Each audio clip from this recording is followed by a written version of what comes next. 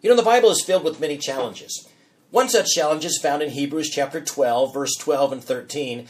The word says, "Wherefore lift up the hands which hang down, and the feeble knees, and make straight paths for your feet, lest that which is lame be turned out of the way, but let it rather be healed."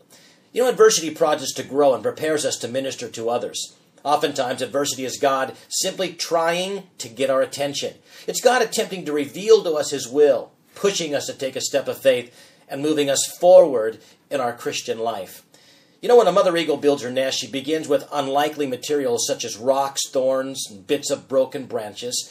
Before she lays her eggs, she blankets the nest with feathers and fur from animals that she's killed. The soft, downy nest makes a perfect home for her eggs. Her growing young are so comfortable, then when they are old enough to fly, they are reluctant to leave the nest. That's when the mother eagle begins to stir up the nest.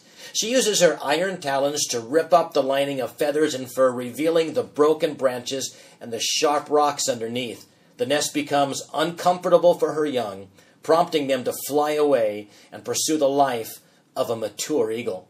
But you know, in the same way, God often stirs up our nests through adversity and difficulty, encouraging us to step out of our comfort zones and to move forward in our Christian life.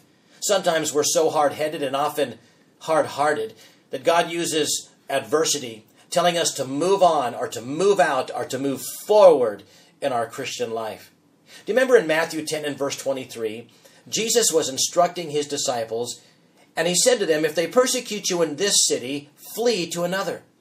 In other words, adversity was their indicator that it was time to leave, that it was time to move forward, that it was time for them to move on. And maybe you're encountering difficulty and adversity in your life and in your workplace. Could God be telling you that it's time to move on, or maybe it's time for you to take a step of faith? Or maybe your life is just a mess. And for you, it's simply time to come back to God and to start living for God. You see, friends, God is, and He always is working. But the question is, are you listening? And maybe God is stirring your nest today, and God is asking you to come back to Him, or maybe God's asking you to take a step of faith. My prayer is that the Spirit of God would take the Word of God and change you with it today.